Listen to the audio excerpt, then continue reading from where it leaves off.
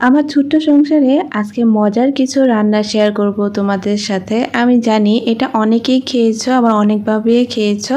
তবে আজকে আমি আমার মতো করে আমি যেভাবে রান্না করি সেভাবেই তোমাদের সাথে শেয়ার করব। আসসালামু আলাইকুম, কেমন আছো তোমরা সবাই?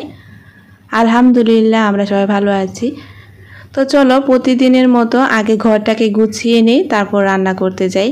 কারণ ঘরটা পরিপাটি থাকলে রান্নাটা করতেও ভালো লাগে, মনে হয় যেন আর কোনো কাজ নেই, রান্নাটা শেষ হলেই সব কাজ শেষ। এটা ভেবে রান্নাটা কিন্তু অনেক যত্ন সহকারে করা যায়, আস্তে আস্তে করা যায়, আর সেই সাথে রান্নাটাও অনেক মজা হয়। আর এদিকে এই গাছের ফলগুলো দেখো, মনে হয় যেন জীবন্ত ধরে আছে। টুপ করে একটা ছিঁড়ে টপ করে গিলে ফেলতে ইচ্ছে করছে। আমার কাছে তো অনেক ভালো লাগে ফলগুলো। আসলেই যদি সত্যি এরকমটা হতো তাহলে কি এতক্ষণ থাকতো বলো। ইতিমধ্যে কিন্তু একটা ফল আমার ছেলে দাঁত দিয়ে কামড়িয়ে সেটাকে ব্যাকাও করে ফেলেছে। দেখো অবস্থা। আর যদি এটা বাস্তবে সত্যিকারের ফল হতো তাহলে তো সেটা রাখাই যেত না। তো যাই হোক, এদিকে এখন পাকের ঘরে চলে এসেছি। কাউন্টার টপটা আগে একটু মুছে নিলাম।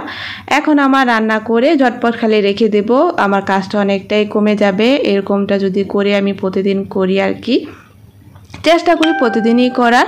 তো এই তো এখন আমি মুছে নিলাম, আর এদিকে আমি তরকারিটাও বসিয়ে দিয়েছি, সেই সাথে ডালটা তো হচ্ছে।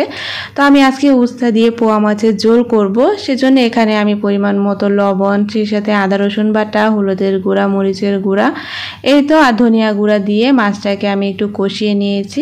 খুব বেশি একটা কষাবো না, কারণ পোয়া মাছটা কিন্তু এমনিতেই অনেক নরম হয়, আর বেশি দেখা যায় যে কষালে সেটা আর উঠিয়ে রাখা যাবে না।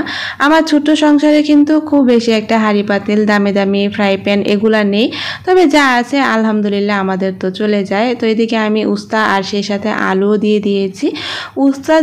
উস্তাতে এত তিতাভাব থাকে, সেটা যদি তোমরা কমাতে চাও তাহলে এর মধ্যে আলু আর হচ্ছে তোমরা দিবে টমেটো দিলে যেটা হবে তিতা ভাবটাও কম লাগবে, আর আলু দিলেও সেম একই কাজ করবে। তো এর মধ্যে আমি গপ গপ করে কিন্তু পানিও দিয়ে দিয়েছি, যেহেতু উস্তার ঝোল করব তো পানি তো দিতে হবে। এখন আমি মাছগুলো দিয়ে দিলাম, আর এই তরকারিটা খেতে জানো না এত মজা হয়। আর শেষমেশ দিয়ে দিলাম ধনিয়া পাতা। এটা আমরা কিন্তু অনেক সময় একেবারে পোড়া পোড়া করেও রান্না করি, আবার অনেক সময় ঝোল করেও রান্না করি। তো দুইটা তরকারি তো হয়ে গেল, এখন একটা শাক ভাজি না করলে কি হবে। তো সেই জন্য আমি সিঙ্কের মধ্যেই তো ভালো করে শাকটা ধুয়ে নিয়েছি, আর যাতে কাজটা আরও ঝটপট হয় তো সেজন্য আমি একটা চপিং বোর্ডে সিঙ্কে থেকে উঠিয়েই শাকটাও কেটে নিলাম। এভাবে করলে কিন্তু শাকটাও অনেক দ্রুত কাটা হয়ে যায়, আর সেই সাথে ধোয়া তো হয়ই, আর কোনো তেমন ময়লাও থাকে না। তো এই তো আমার শাকটাও আমি ভাজি করে নিয়েছি, এখন পরিষ্কার করার পালা। যতই কাজ করি না কেন, যতই রান্না বান্না করি না কেন, সব থেকে গুরুত্বপূর্ণ কাজ হচ্ছে রান্না করার পর কিচেনটাকে পরিপাটি করে রাখা। তো আমি কিন্তু চুলাটাও খুব ভালো করে মুছে নিয়েছি। আর কাজ করলে হবে, সেই সাথে খেতে তো হবে বলো। আমার কিপটা জামাই 3টা ড্রাগন ফল নিয়ে এসেছে, তো সেখান থেকে একটা আমি কেটে নিলাম। আর ড্রাগন ফলটা ফ্রিজে ছিল, তো অনেকক্ষণ ধরে কাজ করছি, কিছু খাওয়া হচ্ছে না, তো ভাবলাম একটা কেটে খাই, আর মেয়ের জন্য কিছু রাখবো।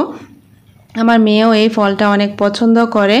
তো যাই হোক, মধ্যবিত্তদের আসলে অনেক বেশি তো আর ফল খাওয়া হয় না, তবে যতটুকুই আছে আলহামদুলিল্লাহ ততটুকু নিয়েই হ্যাপি থাকার চেষ্টা করি। আর বিশ্বাস করবো না, ড্রাগন ফলটা যখন খাচ্ছিলাম মনে হয় যেন সব ক্লান্তি দূর হয়ে গেল, এত ভালো লাগছিল। তো আজকে এই পর্যন্তই, সবাই ভালো থেকো, আল্লাহ হাফেজ।